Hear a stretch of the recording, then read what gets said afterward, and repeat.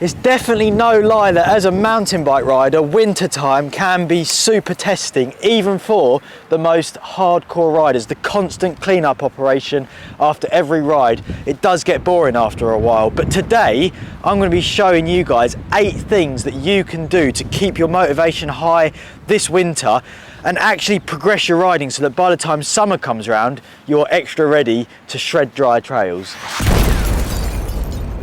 In my opinion, pump tracks are a great place to go for consistent winter riding. Apart from being awesome fun, there's a few reasons as to why you need to get yourself to a pump track this winter. First of all, the majority of pump tracks are made of either tarmac or similar hard wearing materials. Now what this does is it deals with the harsh winter conditions very well, meaning the track runs consistent, fast and dry all year round. Secondly, pump tracks are one of the best places for practicing basic bike skills. With features such as tabletop jumps, rollers and berms, you really can become the complete rider just from riding one of these little tracks. And I actually think if you was to consistently ride a place like this over winter, by the time you hit the trails again in the summer, you'd be surprised what skills you've improved or even learned. I've spent hours riding this very pump track, and I think whether you're a complete beginner rider or an expert, there's something that a pump track offers for everyone. Maybe you're with a group of friends and you want to come set each other some challenges. All I would recommend is this winter, get yourself to a pump track and then you will see exactly what I'm talking about.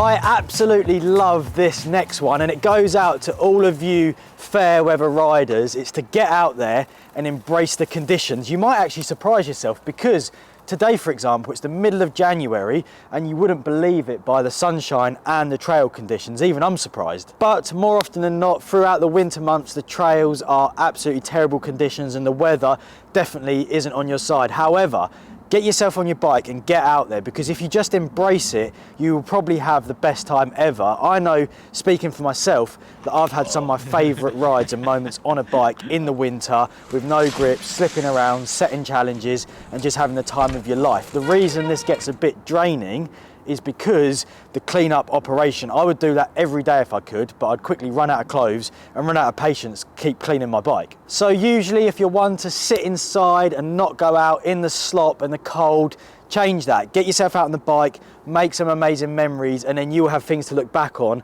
like this.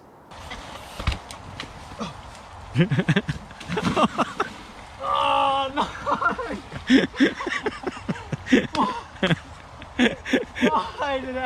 It's all on camera. Number 3 is something that I would encourage you to do all year round, regardless of the weather, but it might be a more appealing option, or there's more time to do it perhaps in the winter, and that is to find yourself a car park and practice basic skills. I grew up in an area with not so many trails and things to ride, so after school, all I had to ride really was car parks, and we could only go to bike parks and jump places at the weekend. And what I found is by being consistent in the week, practicing wheelies, track stands, all the little skills, by the time we went to the jumps at the weekend, I felt good on the bike and I progressed really, really fast. So for me, this is such a big one. And I think it's something that is definitely overlooked by people. And in the winter, this can benefit you because you might only have an hour, it might be dark in the evenings. And I think that rather than not getting your bike out and going riding, if you just consistently chipped away by doing this over the winter, by the time the summer comes or spring comes back around and you're ready to hit the trails, you're gonna feel so much better on your bike, trust me.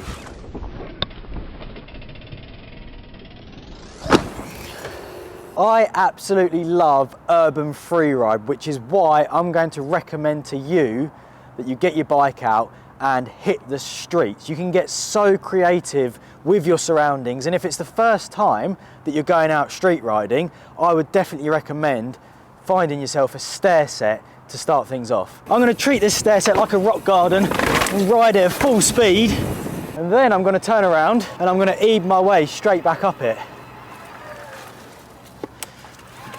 One, up the big one, Oh, there we go. Stair sets. Whatever type of bike you have, street riding offers something for all styles of riding. And if you've never ridden it before, you might get out there and you might even surprise yourself what you can do, finding trials lines, doing flat tricks, hitting stair sets, big drop-offs. There's so much on your doorstep that you don't know about, and I'm gonna get creative now using this pole. Right, I'm gonna wheelie in then, visualizing my opponent, then grab. Oh, look at that. It actually works so good on the e-bike. Don't you want this to be you on a Sunday afternoon? Just spinning around a lamppost. The next one is to find the dry spots. Now I need to give you an example to be able to explain this. Over Christmas, me and my friends got together for a ride. We kept delaying the time all morning. It was raining so heavy and we kept pushing it back, till eventually we just said, right, let's go for it. We went over to the local woods and the trail conditions on the downhill tracks were absolutely terrible. And the downhill tracks where we were riding were the main features. So we was quite flat because we was like, oh, we've come out, it's not very good, nothing's really working, you can't see where you're going. But we had the best time ever. We basically come away from the downhill tracks, which you'd programmed to go and ride when you're at that spot, and we found some of the steeper stuff, which the water had run off of, set each other some challenges, found some fun little gaps, and rode the features that you'd normally overlook at the bike park. So my point is, if you go somewhere, be open-minded, explore everything, be creative, because we actually had the best day riding. It was so fun. And if we'd have just packed up and given up because the trails were running bad, we wouldn't have experienced and had the memories that we created. For the next one, I'm going to recommend that you get yourselves a kicker ramp. Now, you can either buy one or you can home make one. Either way works, and whichever you choose, this is perfect for winter riding because you have the option of putting it exactly where you want. You can almost guarantee that most trail centres or bike parks, even if they're open, the jumps won't be running that great. They'll be slow and you just can't get a proper session. So these ramps are the perfect answer to keep your jump skills fresh or progressing depending on your level. If you're a beginner, you can set it up on the flat ground to just get used to jumping it. As a step down, you can make the gap as big or as small as you want. If you're an expert rider, you can do tricks and you can even get creative by making step up, step downs. The options are unlimited. Here's a little example for you. I've found a dry spot downhill, perfect run up. I've positioned the ramp in its lowest setting and I'm just going to practice jumping it to flat. So if you're not so confident with your jumping skills, you can set it up similar to this and keep them dialed. So let's give it a little hit. There we go. It's absolutely perfect. And if you spent a whole day doing that instead of sat at home on the sofa, by the end of winter, your skills would be nice and sharp. Let's move on to the next one.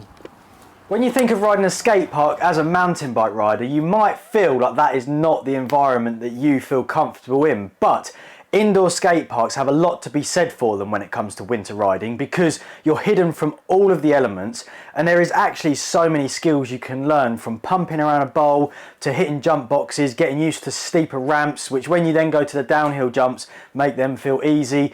And some skate parks even have a foam pit, so you might get the chance to try a backflip for yourself. The downsides to a skate park is they can be quite intimidating at first and they often get quite busy, so be selective to when you go if it's your first time, but I would recommend getting yourself to a skate park, giving it a try, because it's so much fun. My final tip for surviving winter as a mountain bike rider is to build yourself a dream workshop. Now, I completely understand that that might not be possible for everyone. What I used to do when I was younger and just had a bedroom, I used to keep my stuff organised in boxes, posters on the wall, and make it feel as bike orientated as possible. If you're lucky enough to have space like I've got now, build a workshop, build a dream area for your bike. You can look after your bike, service it, and make sure that it's ready to hit the trails when spring comes around. And I feel so happy when I'm in this garage surrounded by all my bike stuff. So there we have it. They are my tips for you to survive winter as a mountain bike rider. We're now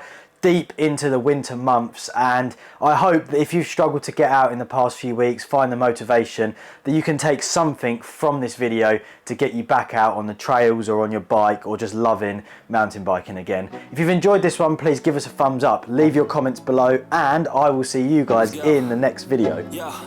I'm like an addict, do I gotta have it. I ain't even playing, got a really bad habit. If it moves, gotta grab it, fuse like a magnet. Lose, won't have it till I'm doomed in a casket. I ain't playing, got a weird mind. If you work 8 hours, I'ma work 9. If the shit tastes sour, you should taste mine. I'ma stay in power for a long time. Get up, nah, I ain't a